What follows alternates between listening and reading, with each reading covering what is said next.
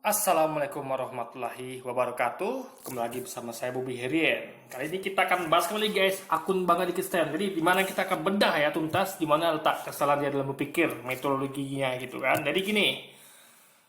Nih coba ya. Dia berkata seperti ini guys ya. Kami tidak dilarang oleh Alkitab untuk meluruskan ada yang sesat dari Islam tentang Kristen. Kami juga dianjurkan untuk juga mengkritik agama lain termasuk Islam. Jadi ini namanya ketidakadilan guys ya. Saya membahas tentang agama Kristen. Padahal itu dibahas di agama saya gitu. Quran justru membahas tentang kekristenan ya, tentang kalau ada penyimpangan dari kitab-kitab sebelumnya yaitu Taurat, Zabur, Injil, juga ajaran Nabi Isa atau Yesus ya. Itu dia ada di Quran dan hadis gitu. Tapi bagi dia itu fitnah gitu. Itu tidak boleh gitu. Tapi kalau dia boleh guys. Ini namanya curang gitu kan, tidak adil. Ini namanya senaknya gitu. Jadi dia nggak paham gitu. Jadi ini orang yang egois gitu guys. Kalau dia boleh gitu. Jadi coba Anda cerna ya. Kami tidak dilarang oleh Alkitab untuk meluruskan ajaran sesat dari Islam tentang Kristen. Jadi dia mengaku Islam ajaran sesat, ya kan? Nah, kami juga dianjurkan untuk juga mengkritik agama lain, termasuk Islam. Jadi kalau dia boleh, kenapa yang lain tidak boleh gitu guys? Nah itu kesesamaan pikirnya. Maka saya katakan ya, semuanya boleh gitu. Asal dalam koridor fokus pada topik, tidak menghina orang lain gitu. Itu. Jadi sekali lagi ya, jadi katanya lagi, dia asumsi Anda mengatakan Kristen nggak nyambung juga salah. Kalau cuma asumsi namanya tak fitnah. Saya tidak asumsi, saya pakai dalil gitu. Dan saya sampaikan terus di video saya. Dalilnya ini, Yesus ngomong ini ayat Alkitabnya, ayat Qurannya gitu kan. Yang asumsi kan dia, coba lihat, tadi dia selalu dia berkata tanpa ada dalil gitu. Dia menuduh saya asumsi, padahal dia faktanya asumsi. Saya pakai dalil loh, ingat saya pakai dalil. Lalu kata dia lagi nih, Bobby Herien, Undang-Undang Indonesia saja melarang suatu agama membahas agama lain dengan asumsi atau tafsir sendiri. Karena memang terlihat memfitnah dan menista. Dia nggak paham guys ya. Tiap orang punya asumsi, tiap orang punya pendapat gitu, ya kan? Ya kan? Tiap orang punya tafsiran sendiri gitu. Jadi tidak ada hak untuk orang lain itu membatasi tafsiran lain gitu. Kalau dia tidak sesuai dengan pendapat orang lain ya, karena ini negara demokrasi ya, negara hukum, ya silakan ada debat argumentasi gitu. Gitu guys. Ya kan? Silakan ada kritik atau ada dengan argumentasi gitu. Jadi bukan dianggap malah menista gitu. Ya kan? Sedangkan dia aja boleh. Kata dia gini. Jadi kalau dia katakan ya Undang-Undang Indonesia saja melarang suatu agama membahas agama lain dengan asumsi atau sistem sendiri. Nah, dia bahas Islam dengan asumsi dia sendiri gitu. Kan beda tafsirnya kan? Yang dia sampaikan tentang Islam itu beda tafsir dengan para ulama gitu. Kan berarti kan dia pakai asumsi dan tafsir sendiri, karena berbeda dengan tafsir para ulama gitu. Ya kan? Nah, berarti dia juga memimpin ada menista dong gitu. Tapi dia nggak sadar kalau dia telah melakukan hal sama gitu guys. Tapi saya tidak setuju ya. Jadi gini, dia seakan-akan yang menembak orang lain gitu. Jadi seakan-akan dia menembak orang lain, padahal dia juga melakukan itu gitu. Ini namanya lempar batu sembunyi tangan. Jadi dia boleh melakukan itu, ya kita nggak boleh gitu. Di sini tak kesalahan berpikir dia guys. Ini namanya egois, tidak adil, curang namanya guys. Nah, ini lagi nih yang paling parahnya. Mana buktinya saya orang barbar? Ya kan? Jadi dia nggak menganggap, dia mengatakan orang lain yang sebutan bodoh, tolol, idiot itu bukan ajaran barbar gitu. Ya kan? Jadi sambung lagi ya. Saya hanya meluruskan fitnah lu Bob. Kalau melakukan fitnah kalau gitu caranya bro ya, fokus pada topik gitu. Kita bahas apa, fokus pada situ. Jangan nyerang pribadinya gitu. Saya nggak pernah menyebut dia tuh bodoh, tolol, idiot gitu. Saya fokus pada topik. Kita bahas tentang ini, gitu. Saya nggak pernah bahas dia gitu, ya kan? Makanya saya buat video ini untuk menerangkan ya. Ini bahas dia kenapa di video ini? Karena tempat saya lakukan untuk menjelaskan di mana letak kesalahan dia gitu. Di sini saya bahas topik. Saya bukan menyerang pribadi dia ya. Saya tidak mengatakan dia di video ini dia tolol, bodoh, idiot, enggak. Saya bahas di mana letak kesalahan dia gitu. Ya kan? Jadi ini bukan menyerang pribadi dia, tapi menjelaskan masalahnya di mana letak kesalahan dia dalam berpikir gitu guys. Jadi ini sama sekali tidak ada hubungan sama menyerang pribadi seperti dia lakukan sama saya, mengatakan saya idiot, bodoh, tolol gitu kan. Nah,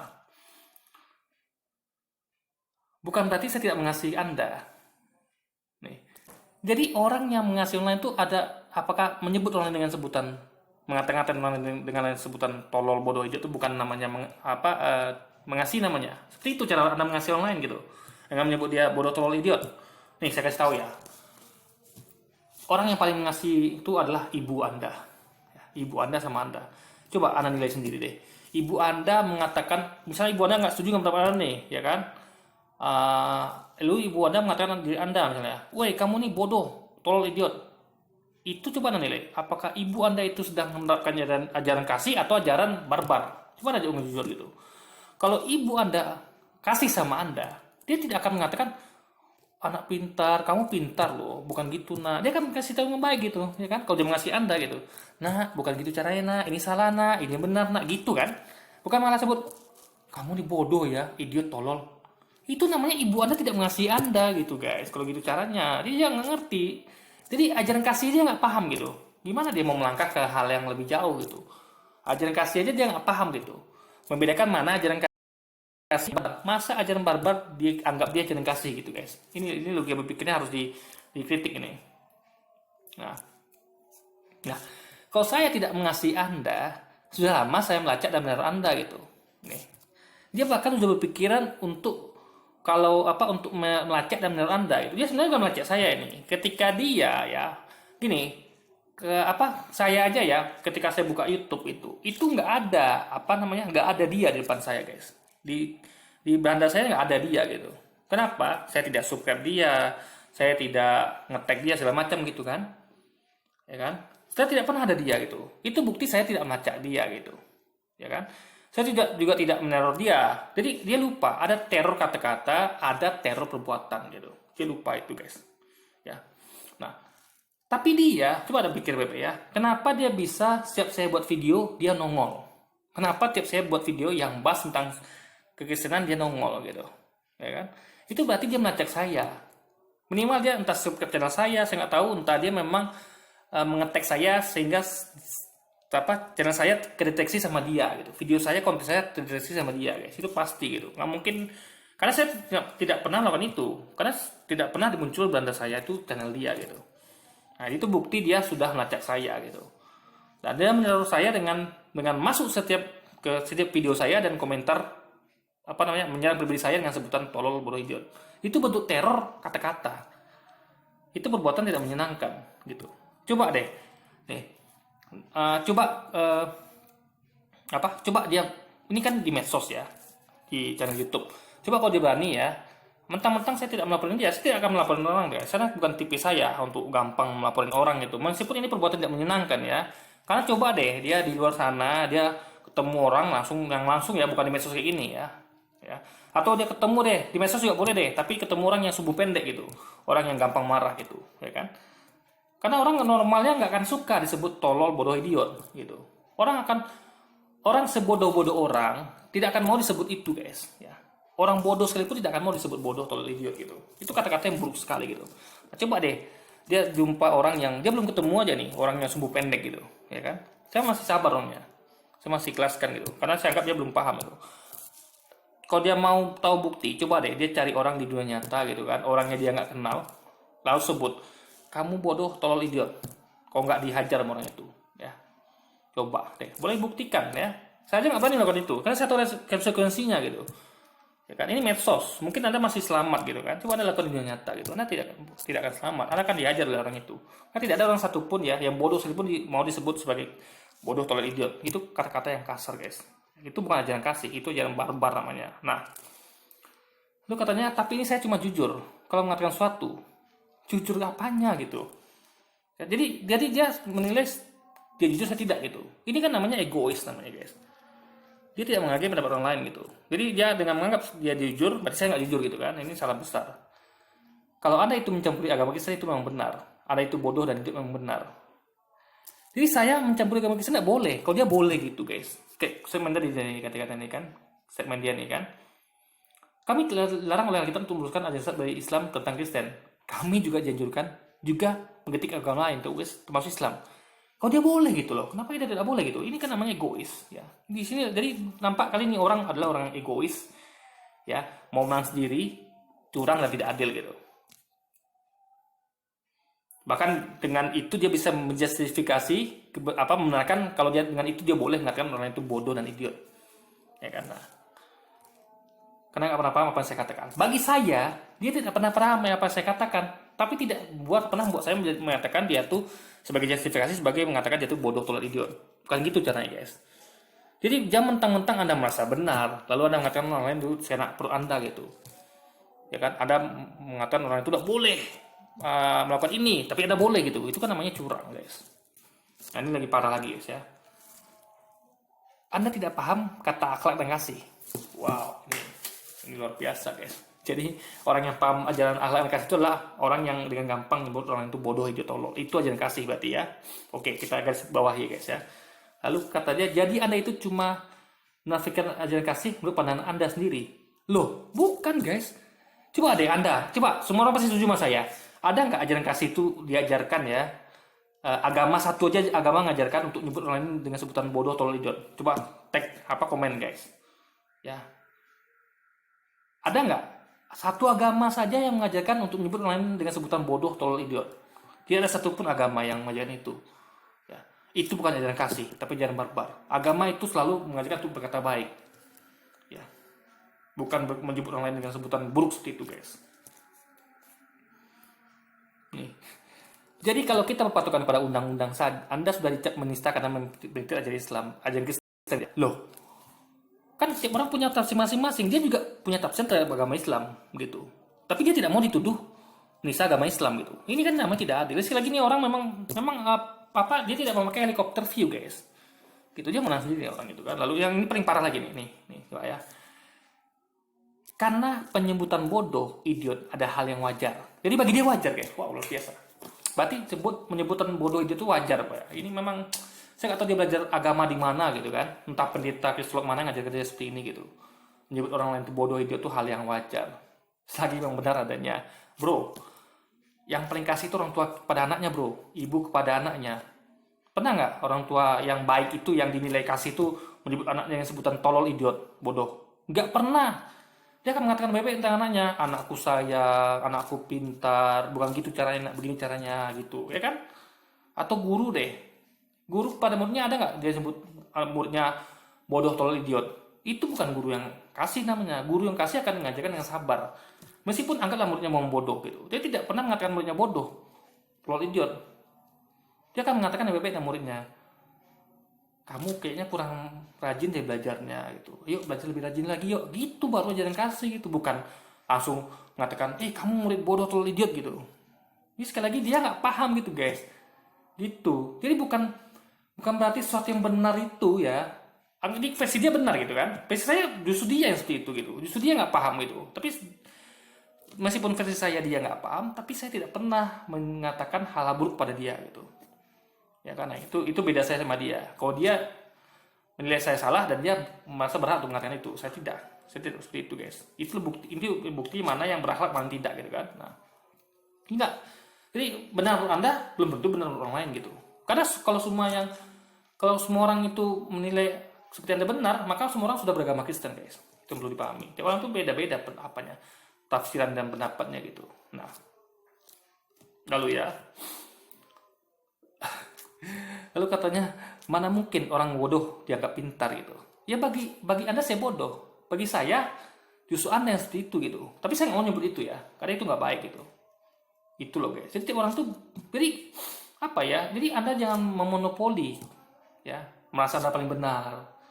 Lalu dengan itu Anda berhak mengatakan orang lain, senyarang pribadi orang lain yang seenaknya. Mengatakan hal buruk tentang orang lain gitu kan.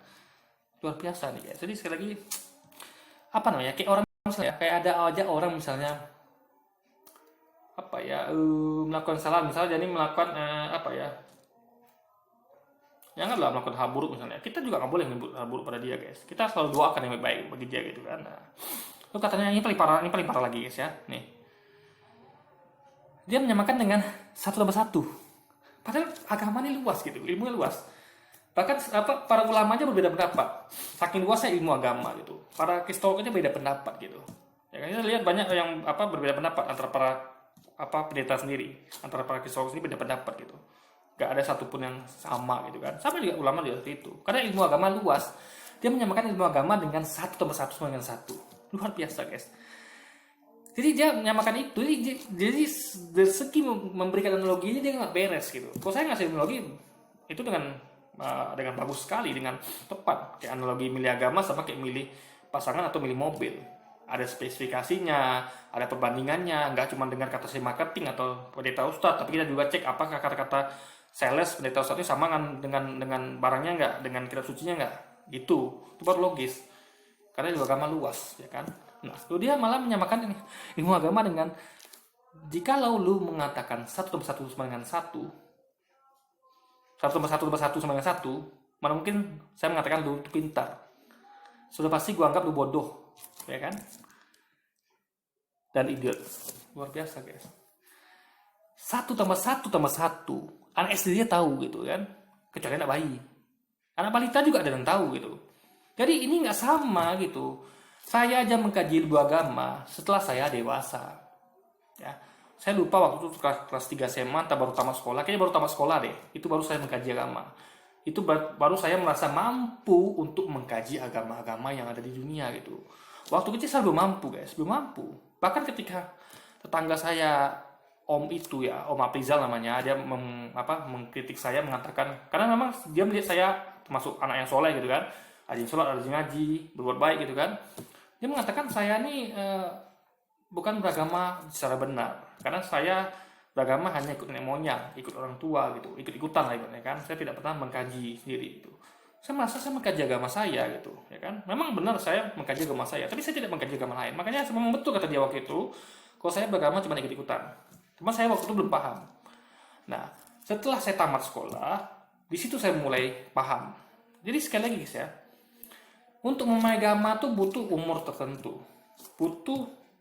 Jadi nggak seperti satu tambah satu sama dengan satu atau sama dengan tiga gitu guys. Itu anak saya juga tahu gitu loh. Ini sekali lagi ini hal sederhana gitu loh guys. Ini namanya apa namanya? Ini adalah kayak semacam apa ya? Bukan uraian gitu. Ini adalah hitungan eksakta, bukan uraian. Kalau agama uraian, tafsir ulama ini apa? Tafsir ulama ini apa? Mana yang benar gitu? Ya kan, di-compare lagi. Nggak seperti ini kalau seorang juga tahu satu tambah satu sama dengan tiga gitu. Nggak ada pendapat lain yang satu tambah satu sama dengan tiga. Dia kalau memang ada satu tambah satu sama satu, kalau ada orang itu dia mampu menguraikan pendapatnya kenapa bisa satu tambah satu sama dengan satu gitu, ya kan. Nggak bisa, karena ini ilmu eksakta, beda sama ilmu agama yang tafsirnya luas gitu guys. Jadi dari segi membandingkannya dia nggak paham itu. Membandingkan ilmu agama yang tafsirnya luas dan banyak dengan ilmu hitung-hitungan simpel seperti ini gitu. Yang ini ya anak-anak balita aja bahkan ini atau anak TK aja udah ngerti nih satu tambah satu sama dengan tiga gitu, ya kan. Coba deh anda tanya anak balita atau anak TK SD lah gitu, berapa deh satu tambah satu, ya kan. Tidak ada yang menyebut satu gitu. Ya, mereka akan kebanyakan nyebut tiga gitu. Tapi coba deh ada tanya agama yang mana benar, apakah Islam, Islam, Buddha, mereka akan jawab agama mereka. Karena mengapa? Mereka tidak pernah belajar agama lain gitu. Mereka tahunya cuma agama mereka. Itu sama seperti kata dalam kurung guys. Makanya butuh usia dewasa baru bisa mengkaji. Karena kan kalau usia sudah dewasa, tingkat intelektualnya sudah mumpuni untuk bisa mengkaji secara objektif, secara nalar, logikanya sudah main gitu guys. Logika nalarnya cara berpikir dia tuh secara kognitif tuh sudah jalan. Makanya umur sudah dewasa tuh bahkannya saya baru belajar agama, mulai belajar tentang agama-agama gitu. Kalau dari kecil saya cuma belajar agama saya aja. Nah, tapi itu sebagai bekal saya untuk belajar agama lain juga gitu. Jadi saya udah punya bekal sebelumnya. Jadi saya tinggal mempelajari agama lain saja gitu dan membandingkan gitu. Ibaratnya gini loh. Dari kecil tuh saya udah pakai mobil Toyota gitu kan. Saya tinggal membandingkan dengan mobil lainnya.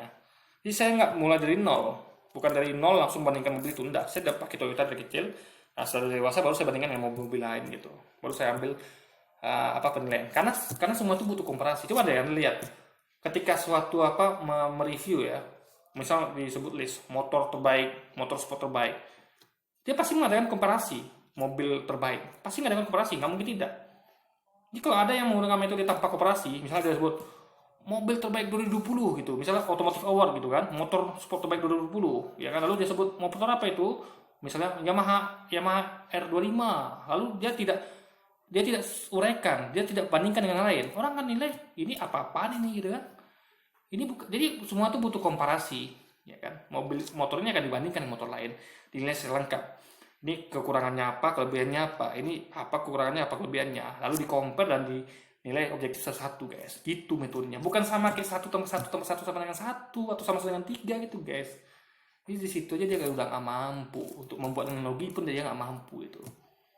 Jadi kesimpulannya ya, dia nggak ngerti membedakan ajaran barbar sama ajaran kasih, ya kan? Dia nggak ngerti kalau dia tuh sebenarnya sudah melacak dan neror saya. Buktinya dia muncul terus dia tiap video saya, itu bukti dia punya melacak saya. Dan dia neror saya dengan kata-kata saya. Jadi menyerang itu bukan berarti dia tuh memukul atau mendatangi saya, enggak. Dengan kata-kata pun bisa gitu guys. Neror dengan kata-kata, menyebut orang lain tuh tolol bodoh idiot gitu. Itu teror kata-kata namanya. Jadi dia harus paham itu. Lalu dia menang sendiri juga gitu. Ya, kalau dia boleh gitu kan, dia boleh bahasa agama lain. Kalau yang lain enggak boleh gitu guys, bahasa agama dia. Itu namanya mau menang sendiri, egois, curang gitu. Bahkan yang parah lagi dia nggak pandai bikin analogi gitu. Ya kan? Ilmu agama yang luas, tafsir yang luas tuh ya, yang berupa uraian ya, banyak tafsir disamakan dengan pelajaran matematika dasar 1+1+1 sama dengan 3, ya kan? Ini suatu hal yang miris saya lihat guys. Jadi memang di sini kita bisa lihat tingkat keilmuan dia ya, memang sangat parah menurut saya guys. Dan itu saya buatkan videonya. Jadi kalau anda paham ya, kalau ada orang seperti ini gitu loh, ya kan? Jadi dia tuh nggak sadar kalau semua yang tuduhkannya kepada saya itu sebenarnya dia sedang melakukan itu guys.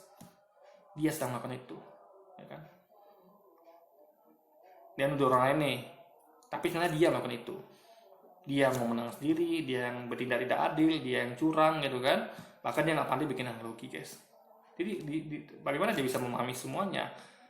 Kalau cuman untuk membedakan ajaran barbar dengan ajaran kasih aja nggak bisa, untuk membuat analogi yang tepat aja nggak bisa gitu kan. Masa dibandingkan ilmu tafsir agama dengan ilmu matematika dasar ya, ilmu TK gitu kan, 1+1+1 sama dengan 3 gitu guys.